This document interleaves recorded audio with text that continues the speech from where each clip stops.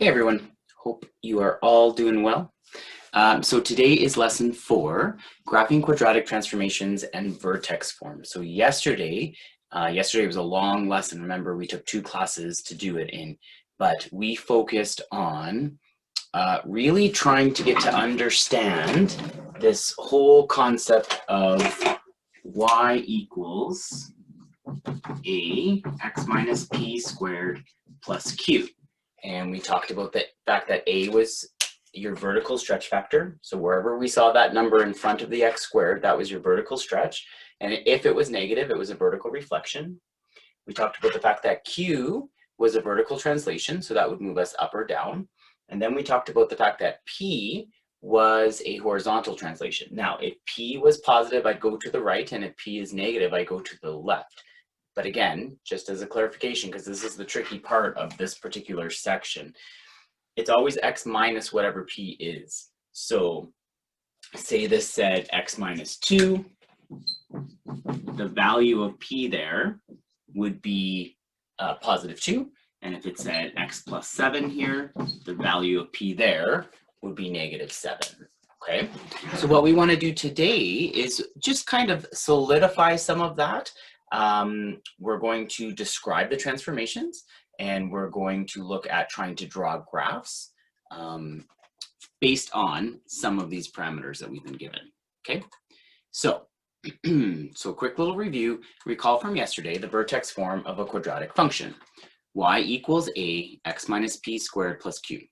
When graphing quadratic functions, we begin with our most basic function, which is y equals x squared. And we talked about that guy yesterday. He looks like this, okay, where we have the vertex at 0, 0, and we're opening up, okay?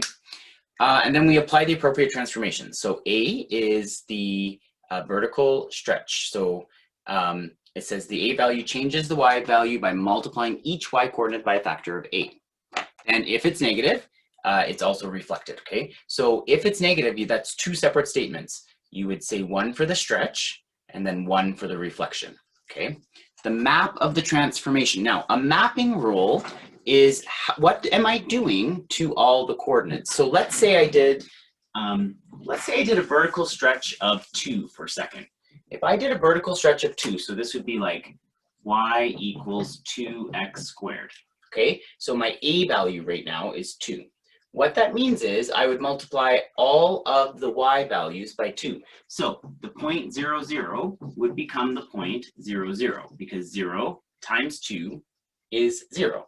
The point 1, 1 would become the point 1, 2, because 1 times 2 is 2. I'm multiplying all the y values. The point 2, 4 would become the point 2, 8, because 4 times 2 is 8. What a mapping rule does is it says, okay, this is what I'm going to do to every point. So instead of actually listing a specific point, we say the point is x comma y. Well, what would I do to x comma y? The same thing I did to this guy and to this guy and to this guy. I would multiply the y values by 2. So this would become x comma 2y, like that, okay? Now, in this example, it wasn't 2 on my PowerPoint slide, it was just a. So instead of writing 2y, this was the example of a 2, I'm just going to do it generically, and I'm going to say ay. That means I take the stretch factor, and I multiply it. I multiply all the y values by a. Okay, the q value changes the y value by adding q to every coordinate.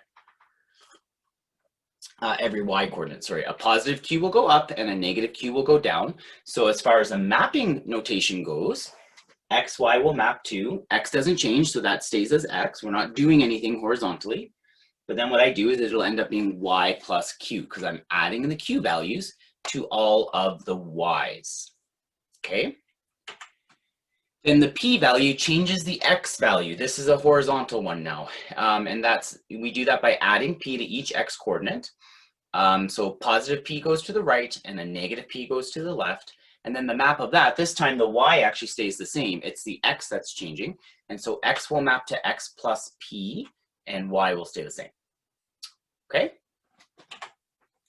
All right, I started introducing some mathematics directing words to you yesterday. Just a few more. Algebraically says using mathematical mathematical procedures that involve variables or symbols to represent values. So when we say algebraically, we really mean show your work. Show me the steps involved, okay? Don't just graph something on your graphing calculator and try and get an answer that way. You have to go through a process of work, okay?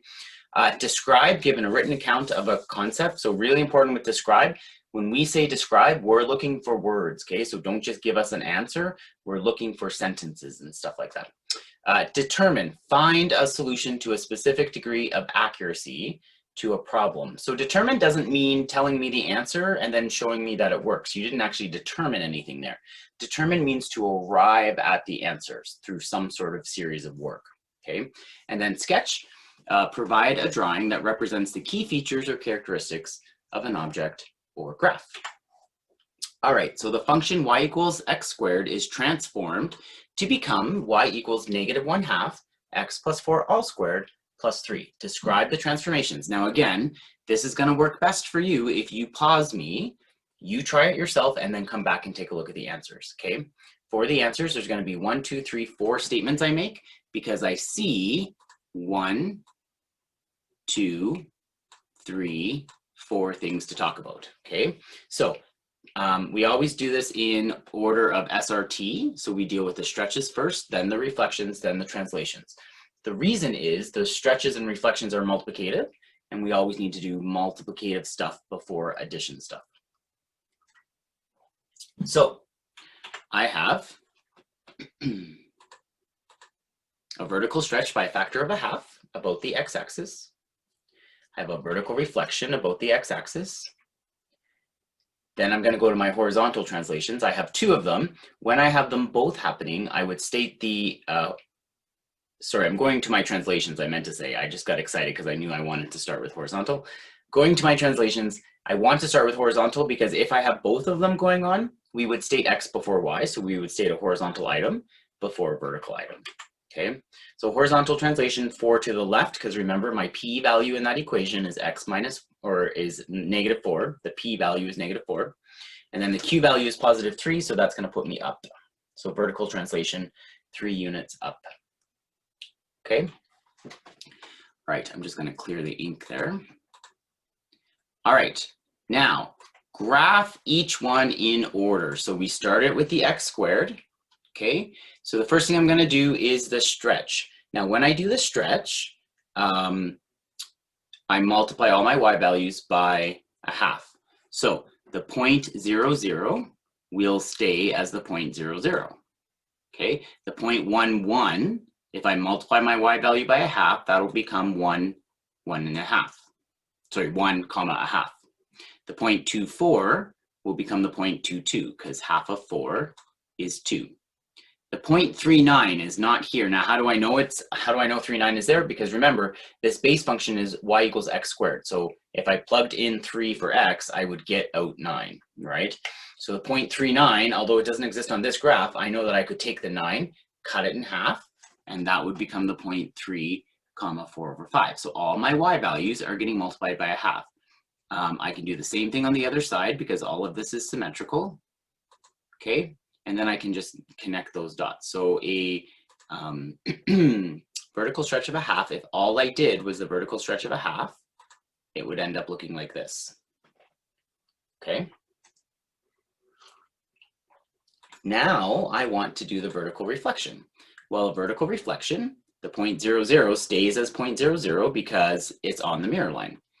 The 1, 1/2 becomes 1, -1/2. The 2, 2 becomes 2, -2. The 3, 4.5 would become 3, -4.5. Okay, and then I can keep doing that here. So I'm just getting my points as accurate as I can so that I can connect the dots in a nice curved line, okay? When you're drawing these, I don't want to see this, okay? I don't want to see straight lines. I don't want to see this. Sometimes I've seen kids try it and they'll go like this, okay? Although that's curved the wrong way. You want to go like that, okay? So for this one, opening down, you want to go like that, okay? Okay, so when I do that reflection then, that's what it would look like. Now I'm going to take care of the horizontal translation and the vertical translation at the same time. So I'm going to go 4, I'm going to take every point, go 4 left and up 3. So if I take this point here and go 4 left and up 3, I'd be right there. If I took the 2, 2, negative 2, sorry, and went 1, 2, 3, 4, 1, 2, 3, I'd be right there. And 1, 2, 3, 4, 1, 2, 3, I'd be right there. Okay, and I can just keep finding points like that, and then I can go and plot them. Okay, so the mapping rule for that would be x minus 4 and y plus 3. That's what I'm physically doing to every point on this graph. Every point on this graph right now, I'm taking the x value and I'm subtracting 4. That's why I'm going 4 to the left. And I'm taking the y value and adding 3. That's why I'm going 3 up. Okay, and then that will end up with that guy. Okay, so the point, so I've kept with the new graph, but now I've also shown you the original graph as well. And I have the point 24 lies on the graph of y equals x squared. We can see it right here. We also mathematically know it lies on the graph of y equals x squared, because if I plug in 2, I get out 4. 2 squared is 4. Determine the coordinates of the point after the transformation. So essentially we're saying, here's that cute little point. Where does that end up on this graph? That one specific point, what does it turn into? And it will turn into some point on that orange graph that you're looking at. Well, to do that, I do the mapping rule. Now, I've been showing you mapping rules for each little guy along the way. We said that we were going to multiply all the y's by a half. Then we were going to make all the y's negative. Then we were going to subtract 4 from x, and then we were going to add 3 to y. Okay? Okay, so the mapping rule for the whole thing is just putting all of that together. Okay? So if I put all that together, I get something like this. I'm going to take x and I'm going to subtract 4. That's all I actually did to x. I'm going to take y. I'm going to multiply it by negative a half. That takes care of the stretch and the reflection. Then I'm going to add 3. That moves it up 3 units. Okay? So I take the 0.24 and essentially I just plug it in for my x and y value. So I stick a 2 right here and I stick a 4 right here and I do the math. So 2, 4, I'm not good at writing with a mouse, will map to, well, what's 2 minus 4? That'd be negative 2. Okay, and then 4 times negative a half would be negative 2 plus 3 is 1.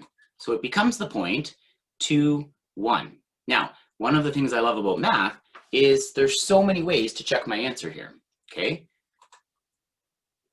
First way, I should see the point negative 2 comma 1 on the orange graph.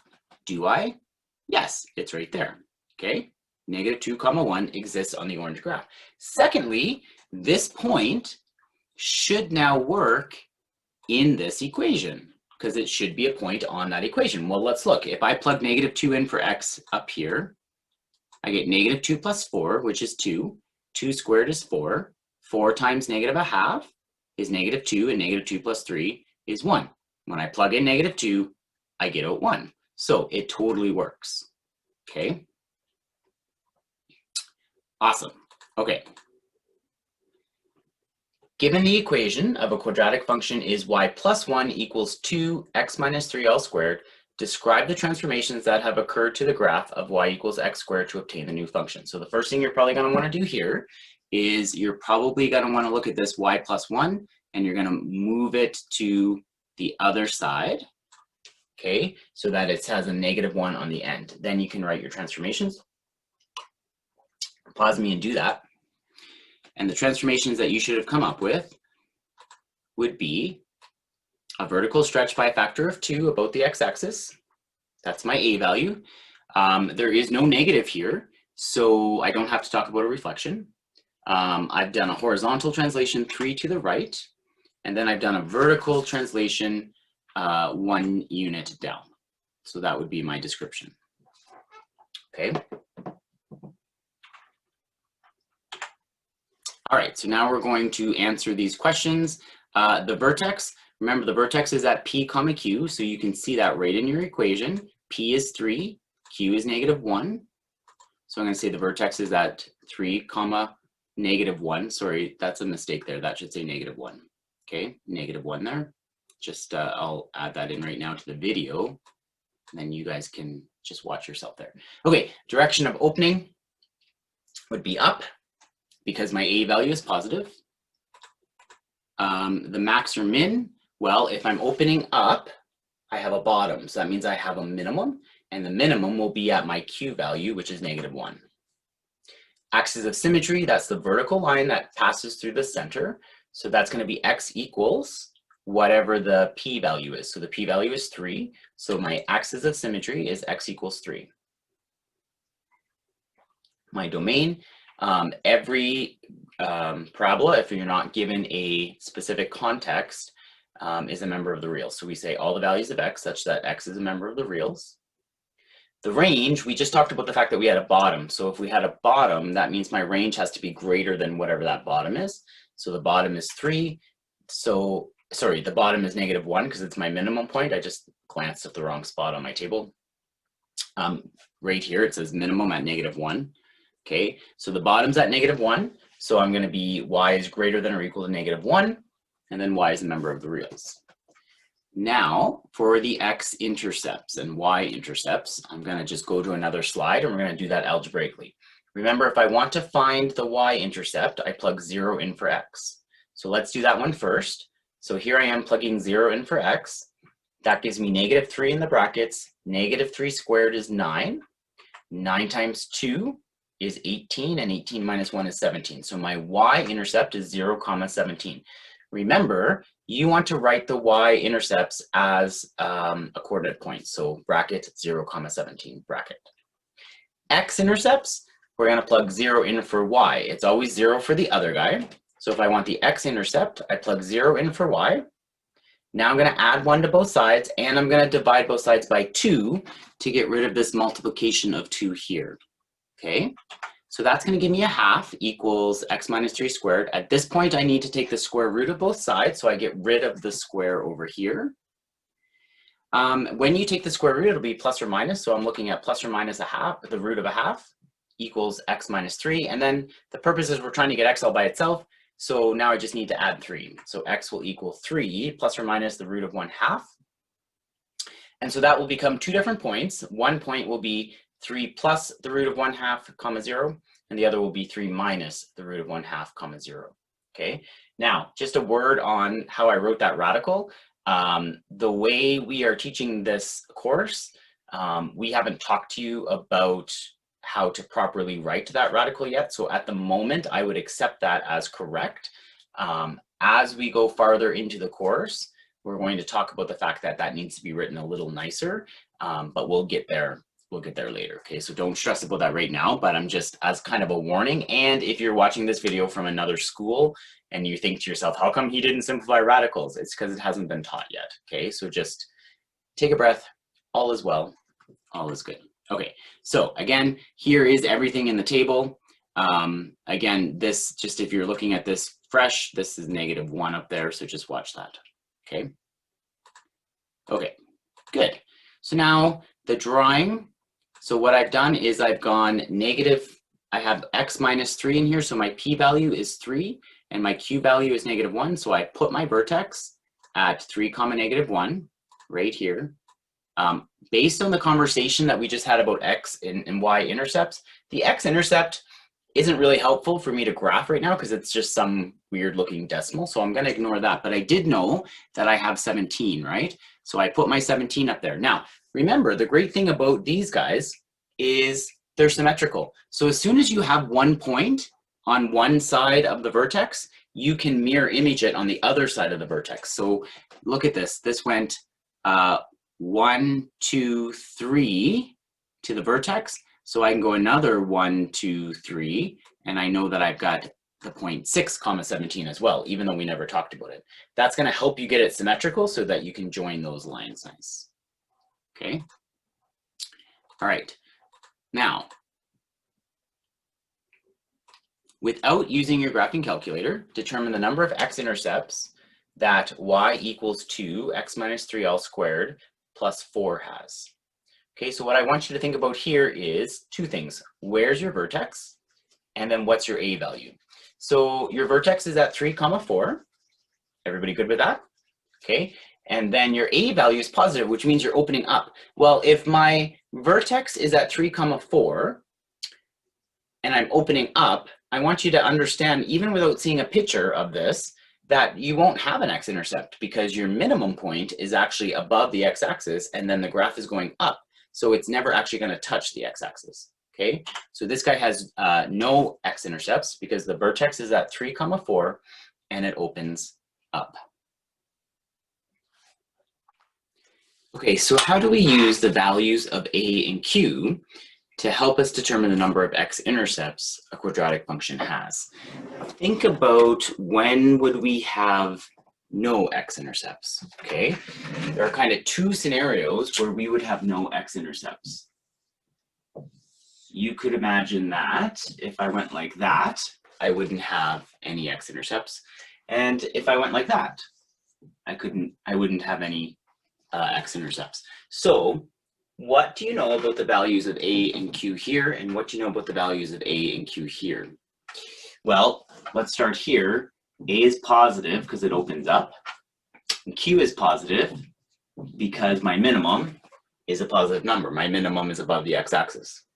Over here, a is negative because I open down, and q is negative because my maximum is below the x-axis. Okay, so when a is positive, q is positive, and when a is negative, q is negative, both of those scenarios will give me no x-intercepts. If a was positive but q was negative, that would be an opening down, but my minimum would, that would be my max if I did that. It would open down, but my maximum would be above the x-axis, so that would have 2. And then likewise, if I flip just this guy, so q remains negative, but a would become positive, that would bring my minimum below the x-axis, but it opens up, okay? Those would give me 2. Now, then we also can look at the fact that if q, this says greater than 0 and this says less than 0. If q was 0, can you think about what might happen there? If q was 0, I haven't moved it up or down. So the vertex is actually on the x-axis. So a situation where q is 0 would look something like this, and then there'd only be one x-intercept. Whether it opens up or down, there'd only be one x-intercept.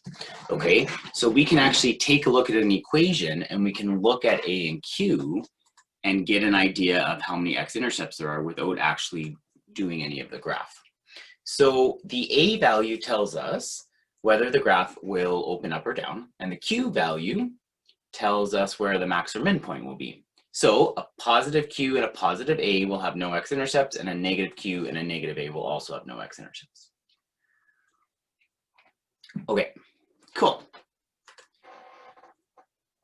Without using your graphing calculator, determine the number of x-intercepts then. So I see a positive q value and a negative a value. So my q value is up here, but it opens down. There's going to be 2 x-intercepts then. Okay, so the graph opens down with a maximum at 6. There will be 2 x-intercepts. Okay, create a quadratic function in vertex form that has no x-intercepts. Well, actually, we were just talking about that. I just need to have either this scenario or this scenario, right?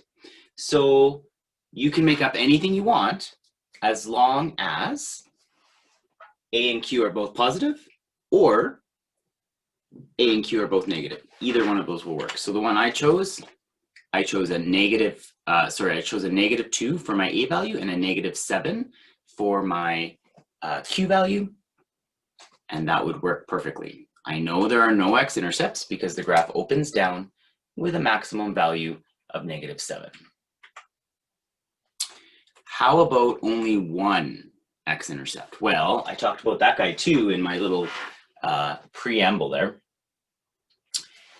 This was my situation where I have only one x-intercept. So what had to happen here? the q value had to be 0. So as long as you give me an equation that doesn't have a q value, you're golden, okay? So I know there's only one x-intercept because the graph opens up with a maximum value of 0. The vertex is sitting on the x-axis, so there's only one x-intercept. Okay. Sketch the graph of a quadratic function that has characteristics described in each part. So I want x-intercepts at -1 and 3 and a range at -4 to infinity. Now, if you know, let me just start this with you on the board. If you know you have an x-intercept at -1 and 3, so that's like here, 1, 2, 3, and here. Remember that everything is symmetrical. So if you know where the 2 x-intercepts is, you also know where the x value of your vertex is. It has to be the average between these 2 points, okay? So right away, I have an x, you could even think about it as an axis of symmetry there if you want. But at x equals 1, I know I have to have the vertex there. Now, I also know I have a range of -4 to infinity. That tells me that my minimum point is -4. So I know that my vertex ends up being 1, -4. And then that's enough to just kind of connect these dots and draw that picture in, okay? So it would look something like this. You can see my vertex there at 1, -4. You see my x-intercepts at -1 and at 3, okay? Okay, try this guy. Again, always pause me and try it yourself first. So I have one x-intercept at -5 and a vertex at -3, -4. So if I think through what I have there, one x-intercept at -5, 1, 2, 3, 4, 5, and then a vertex at -3, 1, 2, 3, and then we'll go 1, 2, 3, 4. So vertex at -3, -4. Now, again, you just have to think about the symmetry here. So this guy, oh, my point is a little off there. That should be -3, -4. There. So this guy is 1, 2 away from the vertex. If this is going to be symmetrical, that means my other x-intercept has to be 2 away from the vertex on the other side. So right away, just filling in those dots, thinking about symmetry, I know my other x-intercept has to be at -1, 0, and then I have enough to kind of get a good shape of my parabola. Okay? Good job. Okay, next guy, I need an axis of symmetry at 1, a minimum value of 2, and passing through the point -1, 6. So axis of symmetry at 1, a minimum at 2. Well, that tells you right away that you have the point 1, 2 on your vertex, right? And then it has to pass through the point -1, 6. So -1, 6. How is that helpful? Well, remember, it's not an x-intercept, but it is a point on one side. As soon as you have a point on one side, you have a point on the other side too because of the symmetry. So this is 2 away from the vertex, from -1 to 1. So I'm going to go another 2 and get another point, and that allows me to draw a decent graph. So that would now become the point. If I was 2 away here, that would become the point 3, 2. Okay? And then I could connect those dots, and I would have something like this. So you can see my point here, -1, 6, and then you can see that I mirrored it over here with the point 3, 6. Sorry, I don't know why I said 3, 2 there. That was 3, 6. I just wasn't paying attention. Okay. Okay. Then we have a vertex at 2, 5 and a y-intercept at 1. Again, this is similar. You're going to put your vertex there. You're going to put your y-intercept at 1. Let's think about that for a second. If I put a vertex at 2, 5, 2, 5, and a y-intercept at 1, do you see right away that this has to open down? There's no way else to do that. So my symmetrical point, I'm 2 away here, so I'll be 2 away there. Okay, so that would end up being 4, 1, and then I can connect the dots. Okay, awesome possum. That's it for this guy. So you guys can get started on your homework, and as always, come see me if you have any questions. Okay, have fun, guys.